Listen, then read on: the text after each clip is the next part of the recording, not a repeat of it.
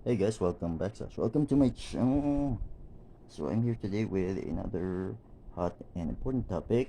So ano to, really follow up to nung topic ko about 2, 3, I don't know, weeks ago of how and why perfect form is bullshit. And why you should at times train in a deliberately compromised position in a controlled and intelligent manner. Not like an idiot. Again, don't forget that.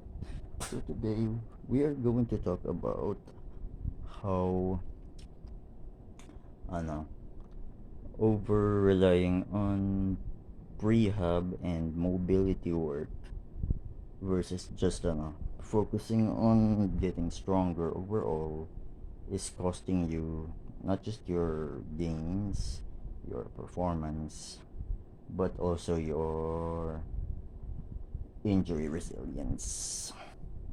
Okay.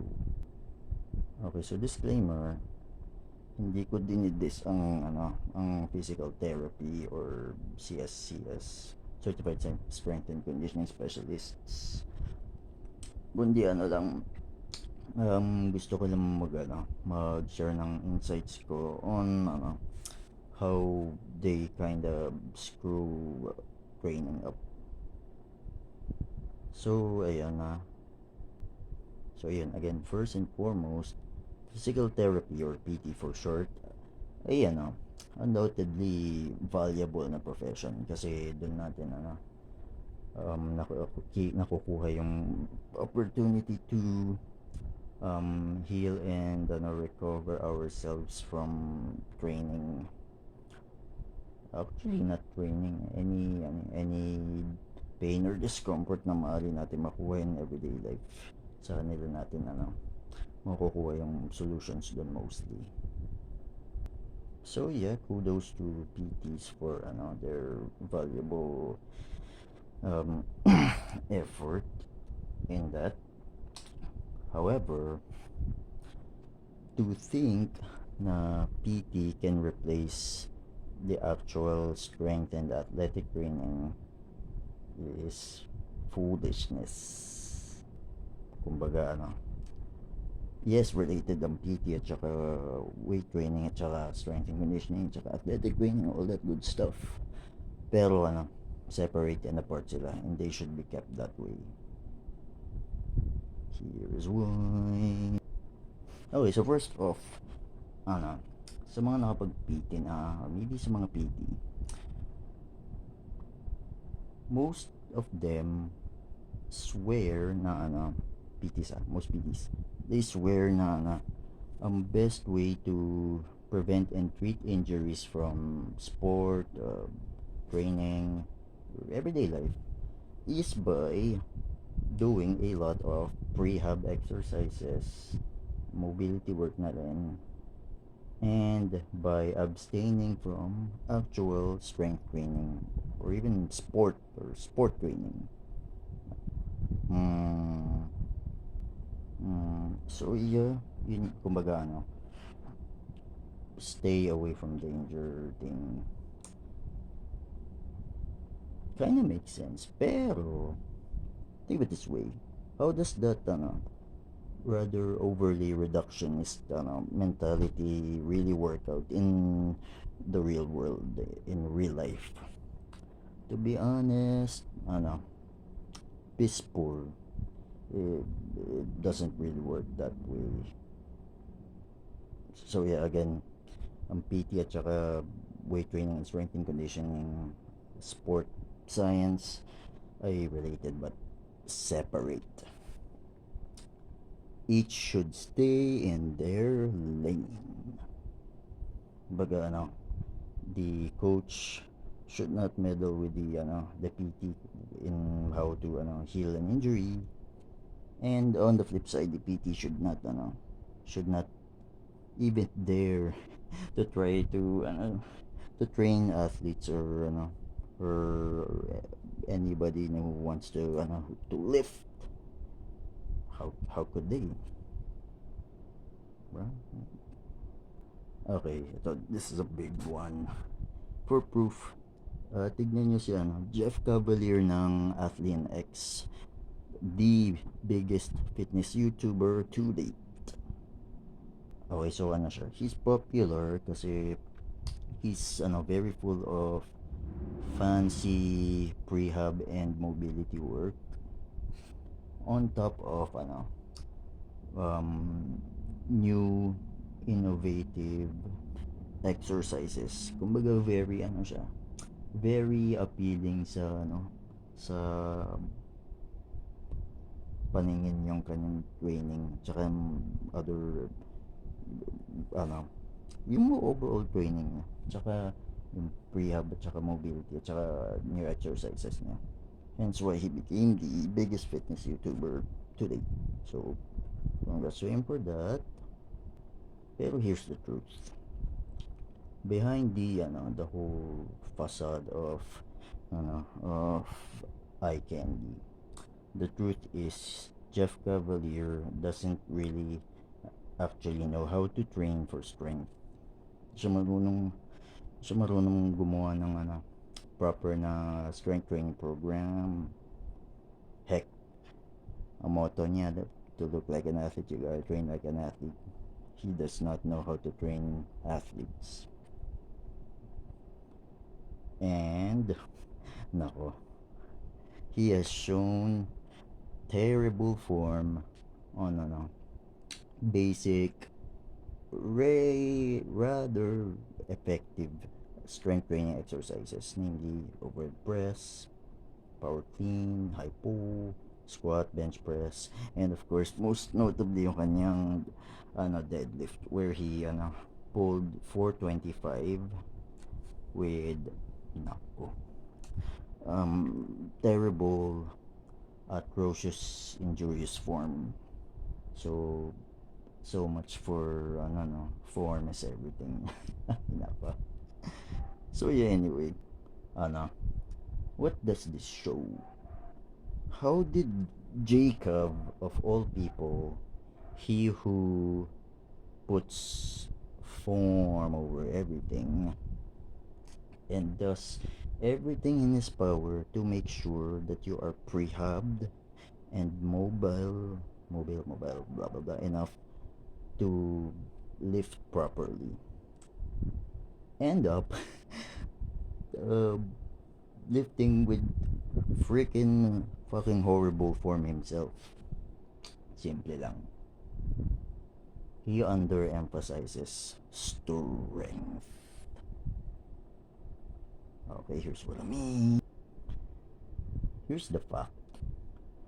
Ang real best way to become much more resilient to injury is to become stronger.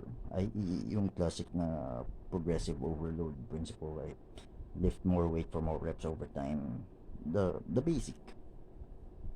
Pagpalakas habang tumatagal. I mean, it's so common sense naman, di ba? A stronger, more stable body, a much more resilient to injury kaysa sa well prehabbed and mobile but weak as shit na body, right? I mean, who cares kung gaano ka mobile or flexible enough for the lift kung yung foundation mo is mahina pa rin, magka-crumble ka and hindi kayang yan. I'm sorry, pero hindi kayang i-remedy ng little rotator cuff bullshit yun.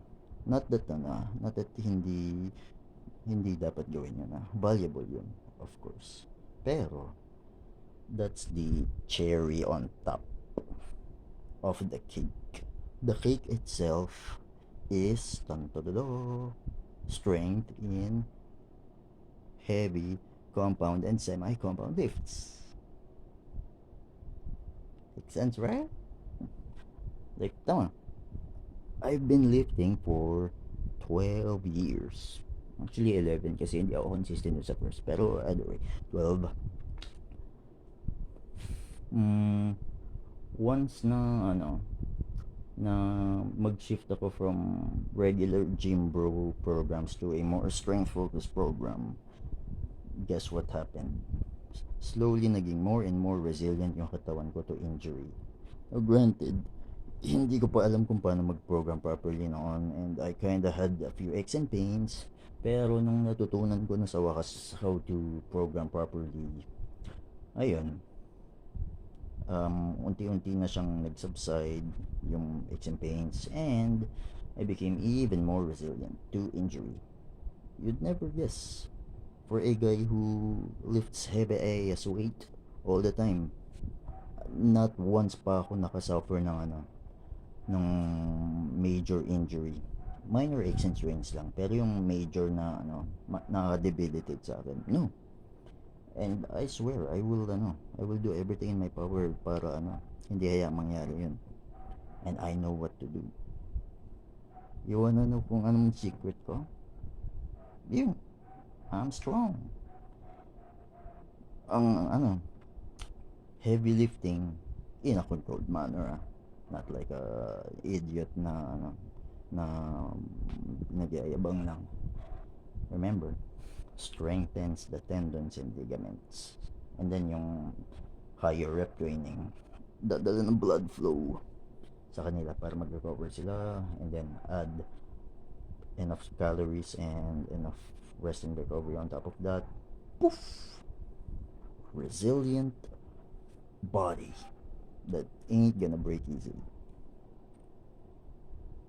My shoulders don't hurt, not a bit. Anong secret ko? Main, overhead press. I got a 150 pound one at max overhead press. Hindi siya ganun heavy, but that's more than my body weight. Overhead press, power clean. Kahit anong clean, high pull, deadlift. Why?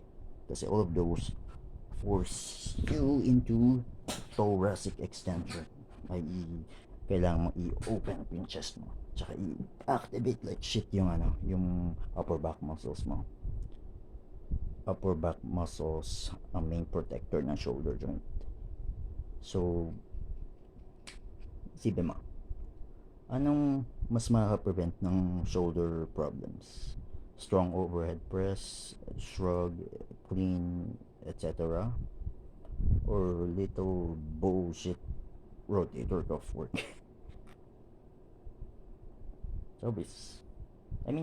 Obviously hindi worthless yun, pero yung sobrang minor thing lang. Don't focus on that. Lower back, pa ba?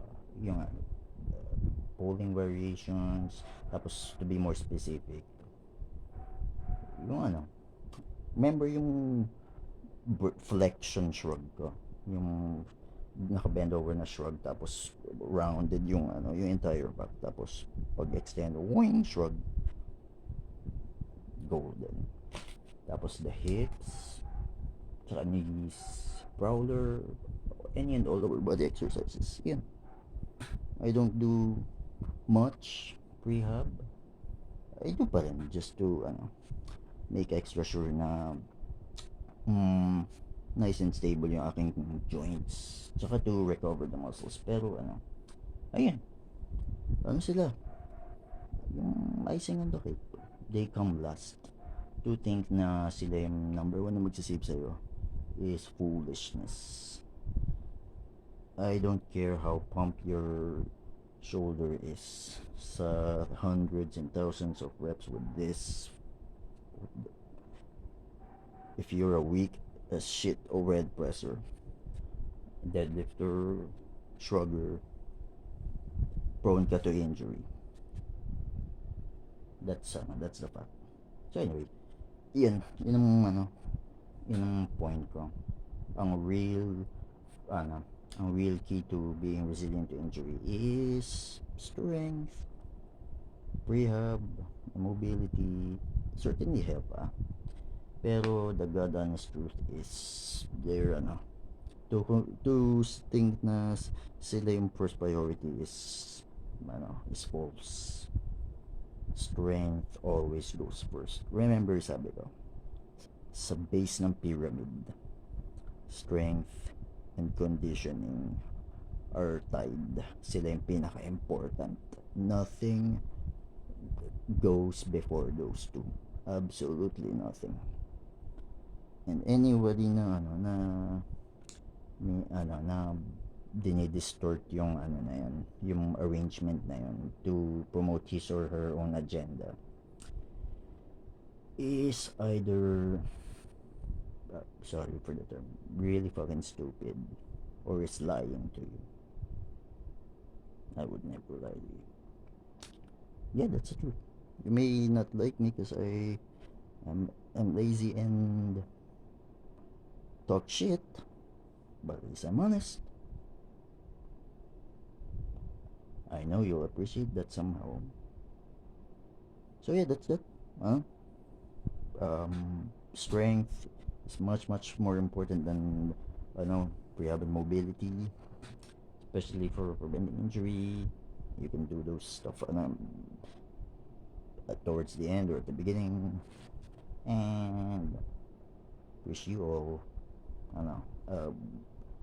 good night, good evening, tapos good luck in your endeavors, fitness, career, love life, all. Take care, over and out.